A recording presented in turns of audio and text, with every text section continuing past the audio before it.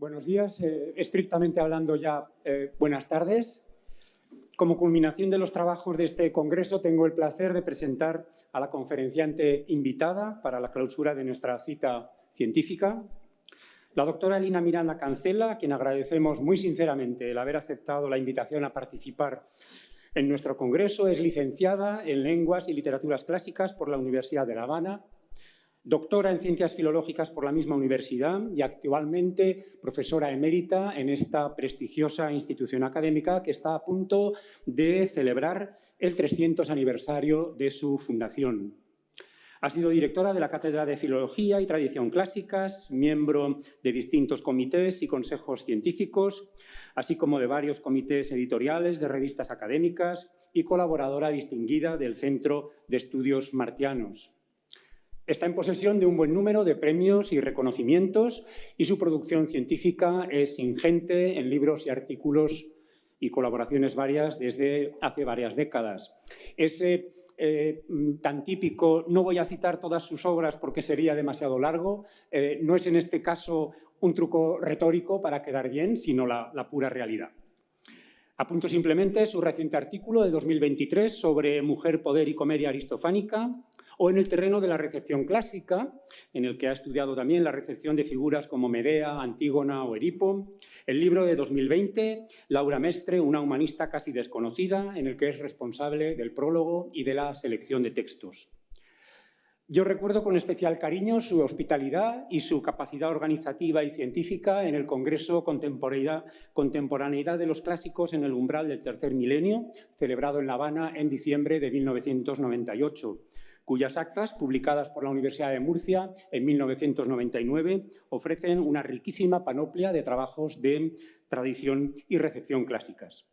Elina Miranda es, sin duda alguna, una voz referencial en el muy rico panorama de la recepción clásica latinoamericana y, por extensión, internacional. Ella es, además, académica de número de la Academia Cubana de la Lengua desde 2007, institución en la que ha sido secretaria de 2012 a 2016 y subdirectora desde 2016. Y no me extiendo más y le cedo la palabra para que nos hable sobre la repercusión de las luchas libertarias de Grecia en las letras cubanas decimonónicas.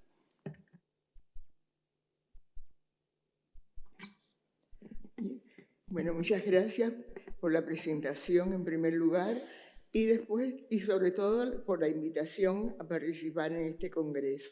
Como ya creo que es la última sesión, creo que no me adelanto, sino constato que si bien en la primera sesión se habló del hito que significó la reunión de 1988 en los estudios historiográficos, creo que este congreso también marcará un hito.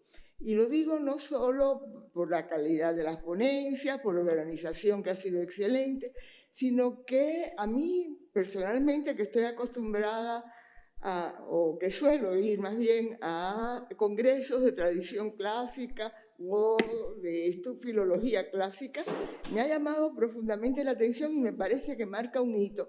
El hecho de que confluyan en este congreso personas que son historiadores, que son filólogos, que estudian, arqueología, en fin, que un conjunto de disciplinas que a veces vivimos separados unos de otros, que no nos conversamos y tenemos tanto en común. De hecho, bueno, también lo comentaba en algún momento con Antonio, los historiadores a veces no piensan en la tradición clásica, los de tradición clásica no pensamos en los historiadores y vivimos separados. Y aquí se ha demostrado que es lo importante que es el diálogo entre todas las disciplinas que nos ocupamos en una forma u otra del mismo quehacer. Sobre todo, además, en estos momentos, esta primera parte del siglo XXI, en que no solo en un país, sino creo que en toda la órbita en que nos movemos, las humanidades están, como pudiéramos decir, de capa caída. La gente habla mucho de técnica, de ciencia. ¿Y quiénes son los que hacen la ciencia? ¿Quiénes están detrás de las máquinas? son hombres, son mujeres y necesitan tener una formación adecuada. Perdonen el discurso, pero realmente creo que era necesario constatar el beneplácito de esta reunión. Mi tema, bueno, pues tengo que... no, ya está. Bien, pues efectivamente los ecos de Grecia clásica resuenan en las letras cubanas desde sus primeras manifestaciones. Sin embargo, solo en el siglo XIX, la Grecia moderna aparece como objeto poético cuando José María Heredia, a quien el prócer e iniciador de la modernidad en la literatura hispanoamericana, José Martí, calificara como el primer poeta de América, publica en un periódico habanero su poema dedicado a la insurrección de Grecia, a la insurrección del pueblo heleno frente al Imperio Otomano. Nacido el 31 de diciembre de 1803 en Santiago de Cuba, a donde habían llegado sus padres como inmigrados procedentes de Santo Domingo, fue Heredia cubano, más que por el lugar de nacimiento, por voluntaria opción, puesto que fue poco el tiempo que durante su corta existencia viviera en la isla. Por la carrera judicial de su padre como funcionario español, la familia residió también en la Florida, en Santo Domingo y en Venezuela durante sus primeros años de vida. Precisamente fue en Caracas donde se vincula al ámbito universitario al matricular cursos de gramática latina, pero en verdad comenzó sus estudios de leyes en La Habana al regreso de la familia en 1817 por breve tiempo, aunque no fuera hasta la muerte del padre en México que ésta se instala de manera definitiva en la ciudad de Matanzas a principios de 1821. Sin embargo, Heredia permanece entonces en La Habana con vistas a obtener el título de bachiller en leyes, a la vez que alcanza su madurez como poeta, hace sus primeras incursiones en la dramaturgia, publica un semanario y colabora con otros periódicos. Su padre se había preocupado en todo momento por ofrecerle una buena enseñanza humanística. Desde muy niño traduce a Horacio, para sorpresa de su maestro dominicano. En Caracas comienza a escribir sus propios poemas, al tiempo que conoce la confrontación política y militar que agita a las naciones hispanoamericanas. Durante la estancia en México previa al deceso paterno, en un ambiente no menos belicoso, comienza a valorar la libertad como suprema aspiración, y en los versos dedicados a la adolescente cubana objeto de su primer amor, se advierte la añoranza del suelo natal. Pero fue sin duda a su vuelta a La Habana en 1821, donde despliega una intensa actividad, tanto poética como cívica, cuando el joven Heredia se define como cubano amante de la emancipación de su patria. A ello deben haber contribuido las relaciones probablemente entabladas con el círculo en torno al presbítero Félix Varela, con quien se reunirá pocos años después en Estados Unidos, cuando de nuevo el poeta tenga que partir de la isla, pero esta vez en calidad de exiliado. Solo volverá a la patria una vez más en 1837, enfermo y atribulado, para despedirse de su madre, a la cual no volverá a ver, puesto que 2 años después fallece en México a los 36 años. Recordemos que Félix Varela contribuyó por entonces a poner fin a la enseñanza escolástica e introdujo la experimentación en el aprendizaje de las ciencias. Pero no fue solo un brillante intelectual, profesor de latinidad, filosofía, y el primero en ocupar la recién creada Cátedra de Derecho Constitucional, sino que identificado con las aspiraciones del emergente patriciado cubano, fue elegido para representar los intereses de la colonia en las Cortes convocadas en 1822, al restaurarse brevemente en España la Constitución de 1812. Enriquecidos por las ganancias obtenidas en el cultivo del azúcar y el café como consecuencia de los sucesos en Haití, los criollos aspiraban no a una independencia semejante a la que ganara terreno en los países hispanoamericanos del continente, sino su pretensión era que se le concediese a Cuba el mismo estatus que a las restantes provincias españolas. Solo el rejuego contradictorio de la corona española y los fracasos sufridos convenció a muchos, entre ellos a Félix Varela y al mismo Heredia, de que únicamente la independencia haría fructificar las esperanzas de los cubanos. Al ser reimplantada en España el absolutismo de Fernando VII, Varela, condenado a muerte, se vio obligado a exiliarse en Estados Unidos para desde allí continuar con su fecundo magisterio en función de la conformación de la nacionalidad cubana. A los 17 años, cuando Heredia se reintegra a su suelo natal, descollaba por su cultura y por su personalidad literaria en el medio intelectual habanero. Pero sus versos, introductores de tendencias románticas que fracturaban las normas neoclásicas en boga, no fueron bien acogidos. El poeta se mantuvo al margen de debates dedicados a su creación, a la vez que se vinculaba con quienes conspiraban contra el dominio español. En medio de tales afanes compone el poema A la insurrección de Grecia, que él en ese momento fecha en 1820. Y es publicado en La Habana en 1823, pero que debe haber compuesto 1 o 2 años antes, lo cual explicaría en alguna medida el error en la fecha del título, corregido después para una nueva edición en 1825, al titularlo Al alzamiento de los griegos contra los turcos en 1821, pero en el cual, entre otros cambios, suprime los versos en que hermana Grecia con Cuba.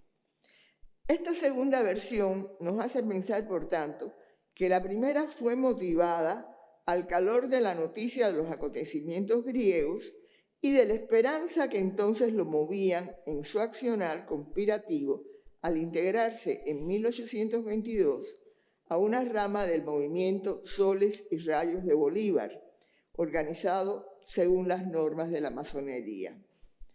Ello se corrobora con la versión publicada en 1832, con algunos cambios en relación con la del 25, pero en la cual también se omiten los versos sobre Cuba, aunque estas 2 últimas ediciones tienen lugar en Estados Unidos y en México.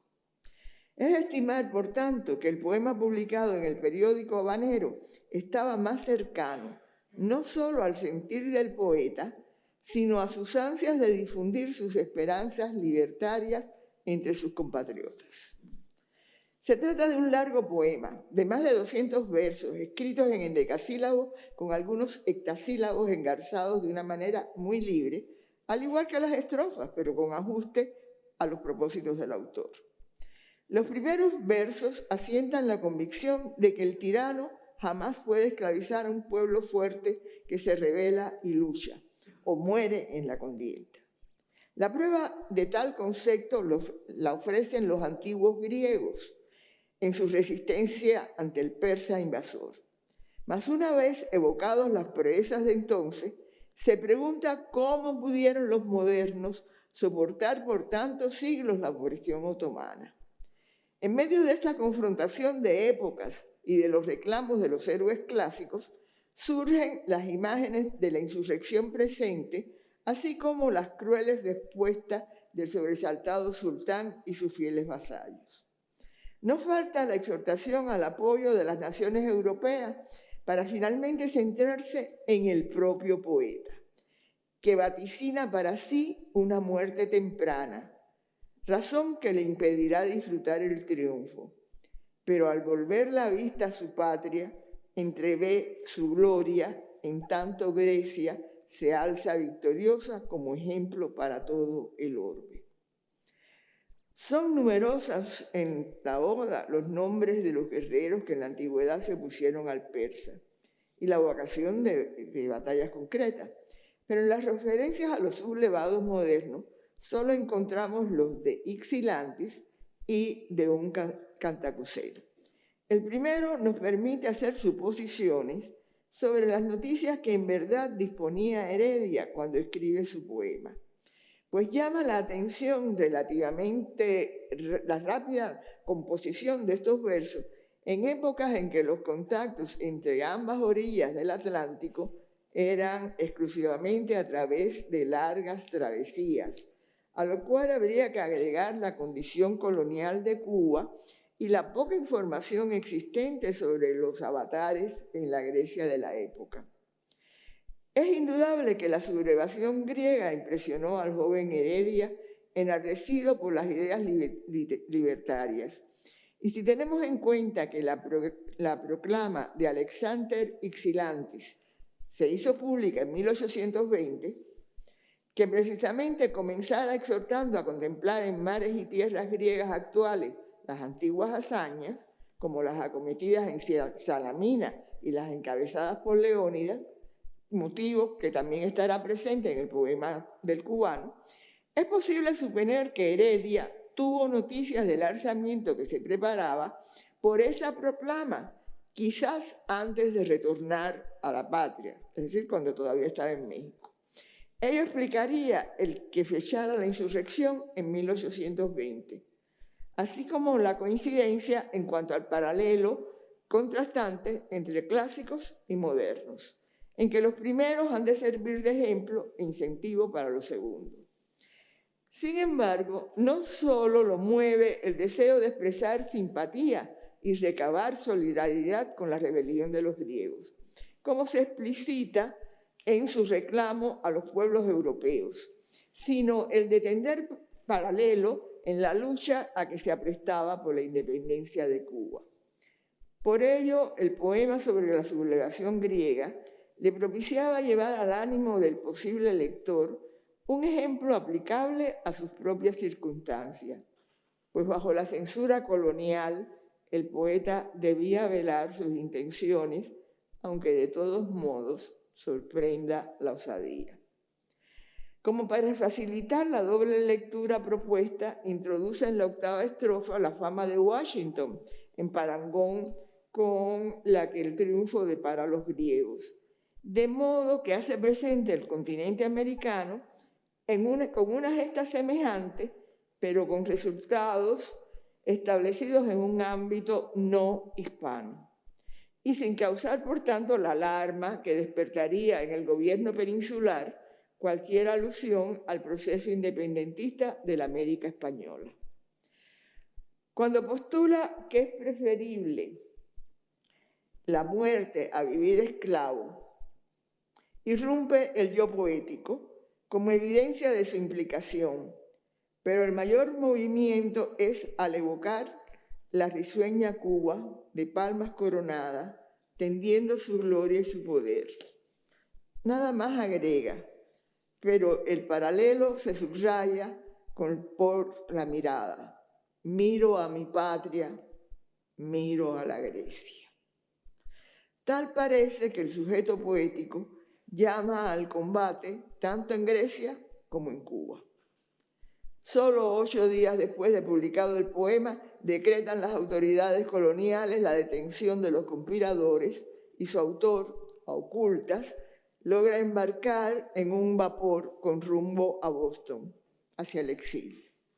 No en vano de Heredia se torna, al decir del crítico Salvador Arias, el poeta cubano más representativo y popular durante las luchas independentistas del siglo XIX. Su interés por el duro bregar del pueblo griego también se hace patente en las traducciones que hiciera de 9 cantos populares, en los espacios en blanco de un libro en francés, conservado parcialmente y sin portada. El único indicio sobre el autor de la compilación era una de las notas del libro, la cual refería que éste con anterioridad había escrito un poema titulado La Meroveide. Por tanto, debe tratarse de la antología publicada por Nepomucén Le Mercier en 1824, y no como algunos habían supuesto la recopilación de Charles Fourier, con textos griegos y versiones francesas. Por esa fecha ya Heredia vivía en el exilio, y si bien tradujo estos poemas, quizás como ejercicio, nunca los publicó. Pero el hecho redunda en cómo las vicisitudes de la Grecia contemporánea y su proyección literaria le motivaban a la vez que iluminaba los valores sustentados por la cultura humanística recibida, según los cánones de la enseñanza de la época. Es esta indudablemente la razón por la que las numerosas referencias a la Grecia clásica diseminadas en la obra del poeta cubano adquieren nuevas luces y un atractivo particular que diferencia, matizan y confieren inmediatez a su recepción en el imaginario poético del siglo XIX. No conocemos la reacción del poeta cuando Grecia logra constituirse finalmente en nación independiente. Pero fue precisamente un conocido suyo, solo 7 años menor, el primer cubano que entonces visitó Grecia, José Luis Alfonso y García de Medina, también conocido por el título que le otorgaron posteriormente de Marqués de Montelo. Nacido en 1810, muy pronto quedó huérfano, aunque heredero de notable fortuna. Desde muy pronto conoció y frecuentó el trato de figuras de gran relevancia en la cultura cubana.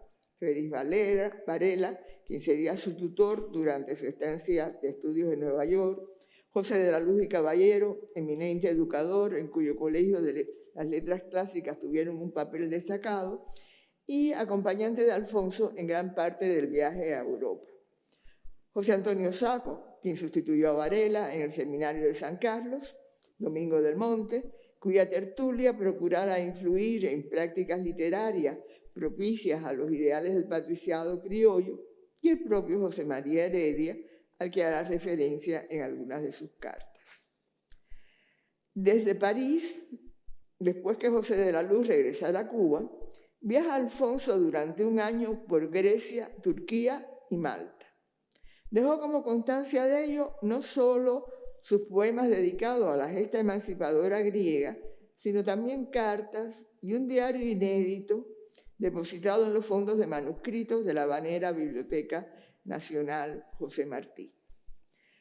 Llegó a Grecia en 1831, justo después del asesinato del entonces gobernante Ioannis Capodistrias, y aunque no se dedicara a las letras, escribió 2 poemas en que no faltan las referencias a la guerra de independencia griega, los cuales compiló junto a otros diversos en un tomito titulado Cantos de un peregrino, publicado en París en 1863, con destino a amigos y allegados.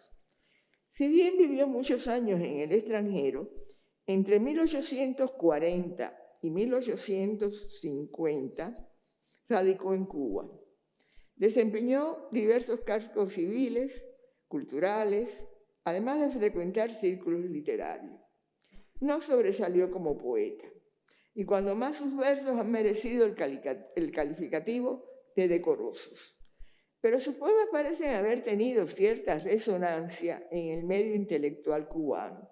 Si nos guiamos porque aún muchos años después, en 1912, Juan Miguel Diego, catedrático de la Universidad de La Habana, en viaje académico, no encuentra mejor forma de expresar su emoción de pisar el suelo helénico que citando en su crónica versos del poema A Grecia, uno de los que escribió Alfonso a raíz de su periplo en tierras helenas. En él, luego de expresar su emoción por pisar suelo griego, contrasta el pasado glorioso con el ominoso sentimiento al turco, en tanto celebra la sublevación llena de ardor con que los modernos se igualan a sus antepasados. Rememora el momento crucial de la lucha de independencia en Missolonghi, la firme resistencia para terminar con la destrucción de la flota otomana en Navarino, que pone a Grecia en camino del cumplimiento de su destino. Del otro poema, A Constantino y Jorge Macromichalis, ofrece una primera versión en carta a Domingo del Monte, escrita durante la forzada cuarentena que pasó en Malta, a su regreso del Oriente. Ensalza en sus versos cómo, al grito de Ypsilanti, todos se arrojan a la lucha contra el Imperio Otomano. Pero especialmente se detiene en un hecho posterior, la muerte de Ioannis Capodistrias, quien intentaba sacar la nación adelante en medio de la pugna de las facciones y fue asesinado en Nauplia el 27 de septiembre de 1831. Compara a los ejecutores con Almodio y Aristógitón, tal como los presentaban los periódicos voceros de la oposición. Sin embargo, en ambos poemas muestra conocimiento, aún de detalles, de la revolución helénica, y el centro resaltante en uno y otro es la lucha y el arrojo de los griegos por la libertad. Pero no sería el único cubano atraído por la Grecia liberada. Solo una década después, en los años 40, los hermanos Antonio y Eusebio Guiteras también desembarcan en sus costas como parte de una gira europea en busca de experiencias pedagógicas para asentar la enseñanza del colegio que proyectaban por entonces fundar en su ciudad natal.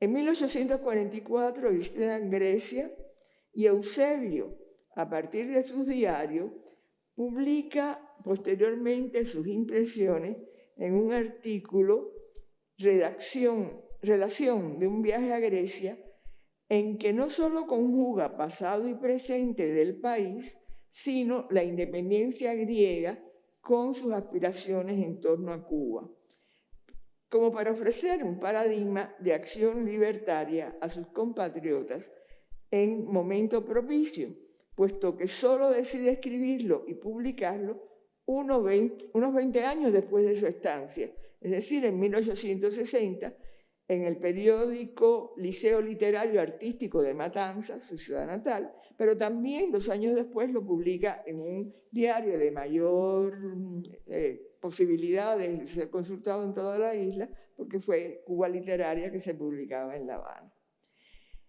Menciona en este texto, y no en sus diarios, cómo después de partir de Atenas hacia Constantinopla, al permanecer en tránsito 2 días en la isla de Siros, en los periódicos ingleses de la naviera se enteran de la muerte de Plácido. Referencia que lleva a preguntarse si conocían por entonces los hermanos Guiteras, quienes en diversas ocasiones dieran muestra de su aprecio por el infortunado poeta, su soneto a Grecia, en el cual pone de relieve, en apretada síntesis, el paso de pasadas glorias a la tiranía y de esta a la libertad con el triunfo en la batalla naval de Navarino, aunque la confrontación subsista en otros pueblos. Es interesante y revelador cómo Gabriel de la Concepción Valdés, conocido por todos como Plácido, mulato, pobre, más bien autodidacta y desestimado por los círculos literarios de la época, y aún después pues fue acusado de vender su poesía, sin olvidar incertidumbres en cuanto a su quehacer político y su firmeza moral. También se sintiera atraído por la lucha griega en pos de la independencia, al tiempo que la considerara como un capítulo del batallar entre tiranía y libertad que se libraba también en otros pueblos. Víctima de la llamada conspiración de la Escalera, fusilado por las tropas españolas en el mismo año 44, no se ha librado Plácido por mucho tiempo de cuestionamientos en cuanto a su actuación, aun cuando un poema como este sirva para definirlo.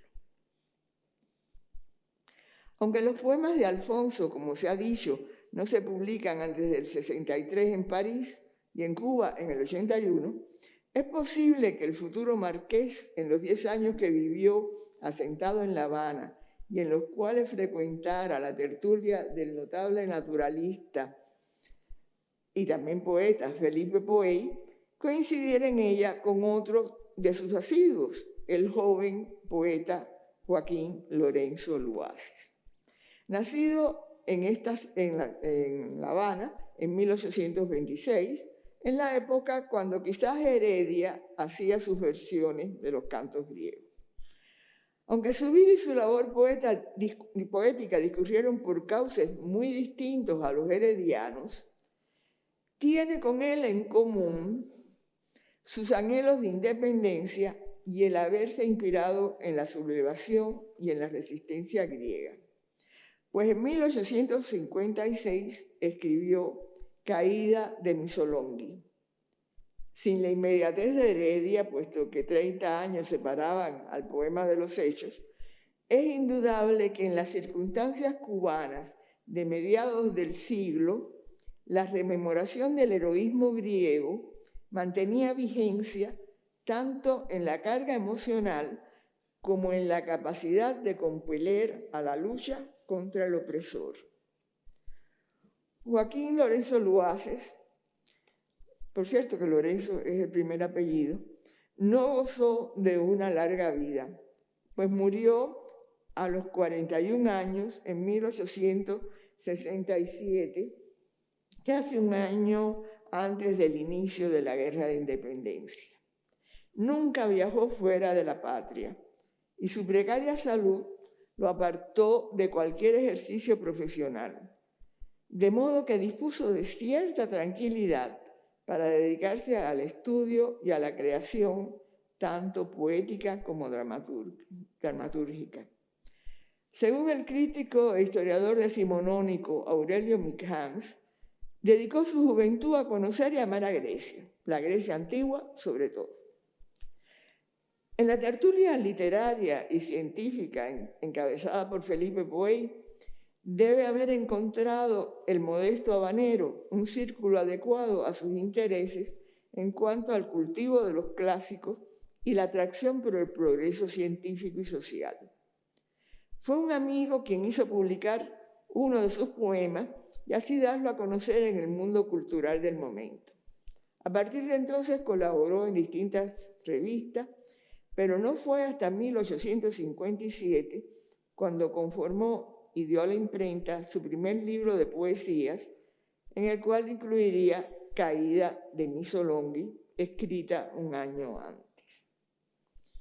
Quizás Luaces, tan amante de Grecia y la independencia, enardecido por las experiencias y poemas de Alfonso, sintió que a pesar de los años transcurridos, el ejemplo dado por los helenos en Missolonghi sería también un canto que inflamaría a sus conciudadanos. En su largo poema en octavos endecasílabas, entre las cuales intercala el cuarteto que abre y cierra la composición poética a manera de estribillo, el subtítulo Canto de Guerra del Griego no da lugar a dudas sobre la tónica de los versos. El yo poético aparece como partícipe, testigo y enardecido incitador que clama venganza por los desmanes sufridos. La estrofa, sistemáticamente repetida, sitúa al lector en el momento en que Missolonghi yace en ruinas y la voz del poeta pide castigo para los culpables, al tiempo que enardece la decisión de sus defensores, quienes prefirieron morir antes que vivir esclavos. Pero solo a mediados del poema, cuando la denodada resistencia y la crueldad despótica del sitiador quedan bien establecidas, la exhortación a romper las cadenas converge con el ejemplo de Maratón, Platea, Salamina, y aúna ambas épocas en un mismo espíritu. Desde ese punto se suceden los rasgos contrapuestos de las huestes enemigas hasta concluir con la exhortación a la lucha antaño cantada por Arceo y Tirteo, cuyas obras y motivos resuenan también en la creación del cubano. Por último, la voz poética apunta cómo el grito lanzado en Missolonghi se extiende por las naciones, aunque el final presta cierta indefinición y vela cualquier sospecha del llamado delito de infidencia por las autoridades españolas. A mediados de siglo ya no cabía esperanza alguna de que España considerara a la colonia de ultramar en pie de igualdad con las provincias peninsulares, sino que castigaba con crueldad ejemplarizante cualquier intento de insubordinación. A su vez, el temor a una rebelión de esclavos pesaba sobre el ánimo de los criollos enriquecidos gracias a la trata y que se servían de ella para garantizar la producción azucarera, y junto a los que en secreto anhelaban la independencia, había defensores de obtener reformas o de anexarse a los Estados Unidos. Joaquín Lorenzo no podía permitirse introducir en su poema ninguna alusión directa al país, pero un suceso histórico como el sitio y la destrucción de Missolonghi le posibilitaban ofrecer a sus conciudadanos un modelo semejante al que los antiguos griegos brindaban a los modernos, pues la gesta de estos servía como espejo y exhortación a quienes se hallaban en parecidas circunstancias. A la luz de la lucha por la libertad de Grecia clásica, resplandece y ofrece nuevas perspectivas en la expresión poética de la isla, como se corrobora en otras obras de Luaces. No sabemos, por ejemplo, cuándo exactamente escribió su drama Aristodemo, pero su interés en dar a conocer esta pieza se subraya por el hecho de que en vida procurara su publicación si consideramos que el autor confesara a un amigo que una vez terminada una pieza teatral la dejaba en el estante, razón por la cual su labor como comediógrafo se desconoció hasta mediados del siglo XX, cuando su hallazgo impactó a críticos y público. No sabemos hasta qué punto las piezas italianas sobre este asunto le sirvieron a Lorenzo Luaces, directamente de estímulo en su creación, pero sí es evidente un cambio sustancial en relación tanto con la narración de Pausanias como con las obras mencionadas, cambios que le atrajeron la censura de la crítica de la época al romper las estructuras de las tragedias neoclásicas. El protagonista, en verdad, de la obra del habanero no es Aristodemo, enfrentado al conflicto entre el bien de la patria y su amor paterno, entre la honra y la deshonra, sino que crea un personaje, el sacerdote Feón, quien, traidor a sus insignias religiosas, manipulador, lúbrico y vengativo, centra la acción y al buscar la perdición de la joven hija del guerrero, en peripecia de vocación sofoclea, encuentra su propio final.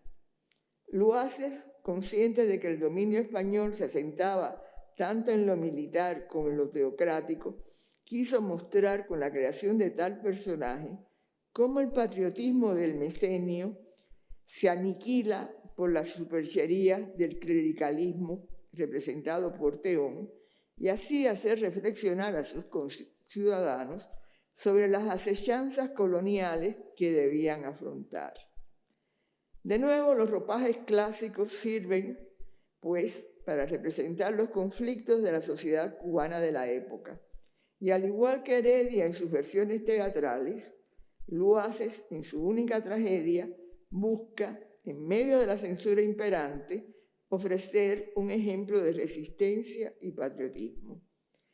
De hecho, solo un año después de su publicación, en 1867, Carlos Manuel de Céspedes, cual moderno Aristodemo, no vacilará en incendiar Bayamo antes de cederla al enemigo en los inicios de la Guerra de Independencia.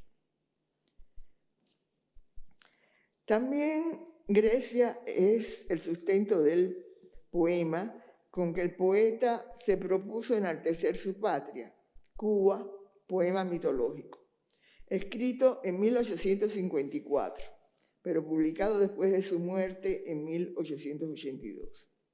Se trata de un largo poema dividido en 4 cantos, en los cuales se funden elementos de la mitología griega con referentes aborígenes, en una narración no exenta de evocaciones de la literatura clásica y con un acercamiento de acentos líricos a la naturaleza exuberante de las Antillas. La intención de Luaces de dotar a su patria de una tradición mítica propia, con un sustento helénico, no solo resulta original en relación con otras creaciones épicas de Hispanoamérica, sino que deviene una forma de reafirmar los valores de la patria y el destino de libertad que, a pesar de todas las contingencias, sabrá labrarse. No obstante lo apuntado en relación con Heredia o Luaces, Grecia no solo prefigura en el imaginario poético de la época las ensoñaciones de quien veían en ella el referente de cierto futuro de su patria emancipada, sino que también de aquellos que en sus desesperanzas volvían hacia ella su nostálgica mirada.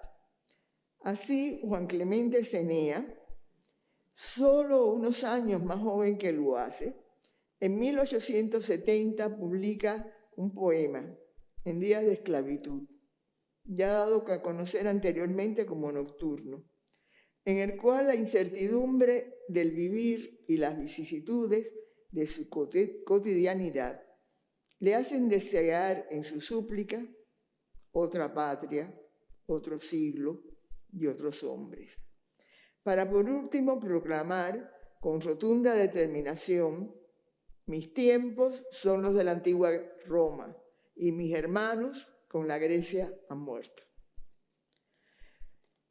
Si ajeno y desesperante era para Cenea el ambiente cubano antes del estallido de la lucha armada y aún en sus primeros momentos, en verdad este se torna asfixiante y sin salida para un poeta como Julián del Casal, al que le tocó vivir el período entre guerras. Tenía 5 años cuando estalló en 1868 la contienda por la independencia cubana. Así pues, su adolescencia y juventud estuvieron signadas por la frustración aportada por el Pacto del Zanjón, que pusiera fin a la llamada Guerra de los 10 años. Y como muere a los 30 en 1893, pues 2 años antes de que se reanudara la guerra necesaria, tal como la llamara su gran artífice, José Martí. Sin embargo, convencido Casal de que en las letras se imponía una renovación acorde con la nueva sensibilidad que se abría paso en la expresión poética, Grecia le atrae como contrapunto ideal de la pobredumbre espiritual en que se siente inmerso. Resalta las cualidades que estima fundamentalmente helénicas: gracia, sobriedad, serenidad, así como la perfección formal que erige como paradigmática, de modo que susciten su admiración, cito, estrofas griegas en la forma y profundamente modernas en el fondo. Frase en que sintetiza toda su profesión de fe poética. No en balde entiende la antigua poesía como una intrépida Pentesilea en su corcel de batalla, dispuesta a vencer a Aquiles, entonando un himno de amor, esperanza y fe. Mas esta aparente ingenuidad y admiración compartida con muchos en su época no es óbice para que use las figuras clásicas en función de la expresión de sus más íntimas inquietudes y de su forma personal de entender el quehacer poético.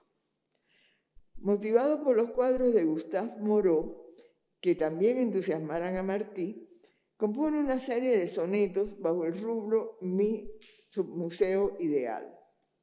Le censuraron entonces los críticos que se dejara arrastrar por las corrientes francesas, en particular por los sonetos del parnasiano autor de los trofeos, José María Heredia, primer primo del cantor del Niágara, con quien comparte el mismo nombre, pero que si bien nació en Cuba, desde niño vivió en Francia y escribió siempre en francés. Olvidaban tales censores que para quienes se ahogaban en la sordidez del ambiente colonial generado por el fracaso de la guerra de independencia y padecía sus propios infortunios, no constituía una salida el evocar las sombras, tal como proponía el cubano francés, a quien indudablemente Casal admiraba. El dolor y la repugnancia moral eran demasiado intensos. Por ello, lejos de buscar la proyección del sentimiento en un tiempo pasado, tal como proponía el parnasiano, la figura de Hércules, por ejemplo, se torna para Casal en portadora de su drama íntimo entre la reprobación moral y la incapacidad de obrar, mientras que su Prometeo deviene signo de rebeldía poética y resistencia espiritual. De ahí su originalidad, al tiempo que, como postulara Martí sobre su quehacer poético, la poesía parte de sí y de su tiempo, aunque no se lo propusiera. Fue precisamente el prócer cubano el primero en defender los tristes y joyantes versos de Casal, y en comprender, según expone en el hermoso obituario que le dedicara, que cito, las letras solo pueden ser enlutadas o etairas en un país sin libertad. A diferencia de Julián del Casal, quien siempre vivió en Cuba, salvo un brevísimo viaje a España, y reivindicó el oficio de poeta como su razón de ser, José Martí, solo 10 años mayor, sufrió prisión y trabajos forzados a los 16 años, antes de ser deportado a España, donde se graduó en las carreras de Derecho y de Filosofía y Letras.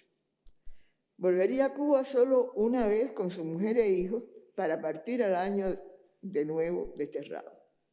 En México, Guatemala, Venezuela y sobre todo en los Estados Unidos, pasaría la mayor parte de su vida consagrado al servicio de nuestra América, según gustaba nombrarla, y a preparar la guerra necesaria para la emancipación de Cuba, todavía colonia española a fines del siglo XIX.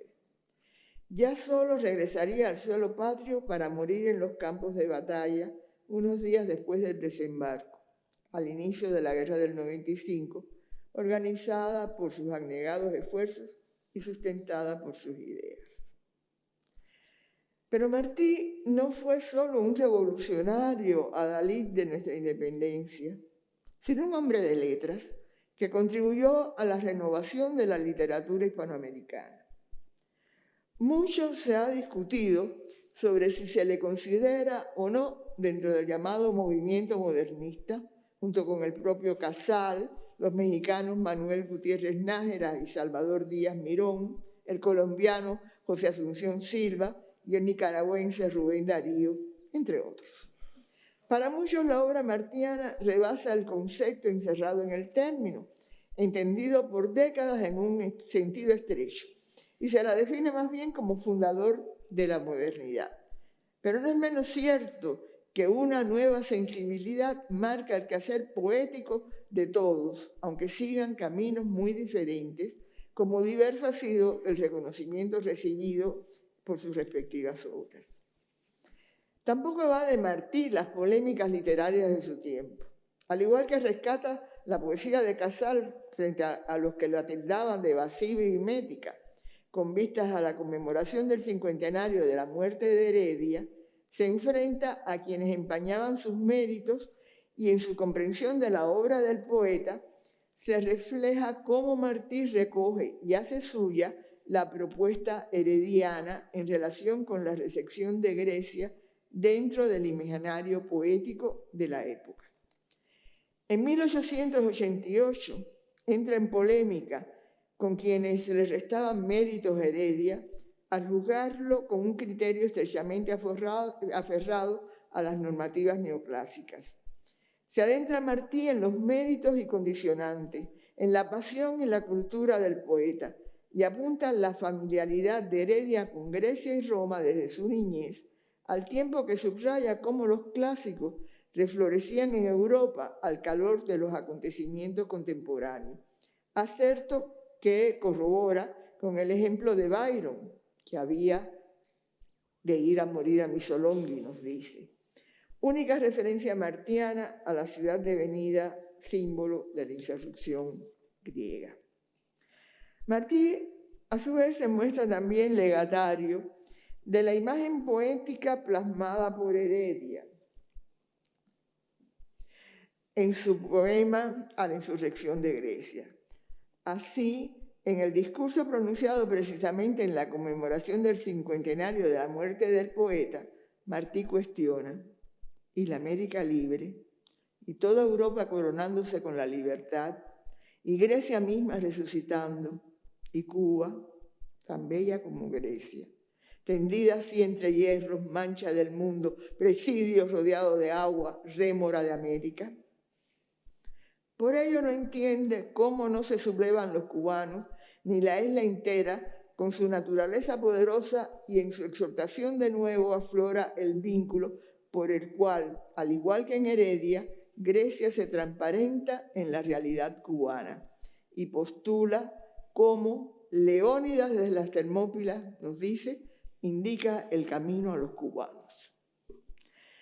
De manera que si Martí considera a Heredia como el primer poeta de América, es porque advierte en él esa misma conjunción que le ofrece Grecia, tal como él la entiende, de armonía y emoción. Frente a los que solo admiran a los clásicos helénicos en la serenidad y la fría racionalidad, Martí siente en la oda griega la oda que estalla, y la ola que estalla y la que responde, y luego el eco. Por ello, sin desconocer sus defectos, compara al poeta cubano con Píndaro, volcánico y a la vez sereno. Pero tal ideario desborda los límites meramente literarios y anhela esa armonía para su concepto de revolución, que como la naturaleza ha de ser equilibrada y triunfante. Visualiza las Antillas en el papel de fiel y de una pesa, ¿no? Y por tanto moderador de la balanza continental, mientras estima al antillano como hombre en quien la moderación del juicio iguala a la pasión por la libertad. Martí, por tanto, no solo hace suya la imagen de la lucha griega por la independencia proyectada por Heredia en la isla de sus desvelos, sino la hace trascender. No mira a Grecia a semejanza de Casal como un ideal perdido y añorado, sino como un presente en el cual ha de asentarse el futuro. Razón tenía la poeta y ensayista Fina García Marrús cuando estima que la amistad de lo cubano con lo griego iba más allá de la Grecia romanizada del neoclásico y aún más de la Grecia francesa que en toda la América revivieron los modernistas. Se cierra, por tanto, el ciclo abierto por el poeta Heredia en cuanto a la repercusión de la guerra libertaria de la Grecia moderna en el imaginario poético de la Cuba decimonónica. Iluminada por el batallar en pos de la independencia y la resistencia tenaz frente al opresor, la Grecia clásica y los valores por ella propendidos cobran vigencia y, aunados los tiempos, ofrece un paradigma significativo en el imaginario poético de los cubanos que sentían la necesidad de poner término a la dependencia colonial. Y como Heredia y Martí, casi al principio y al final del XIX, la hermanaban con su patria en un destino común de libertad y realización como nación. Grecia misma, resucitando, y Cuba tan bella como Grecia, para decirlo con las palabras de José Martí. Muchas gracias.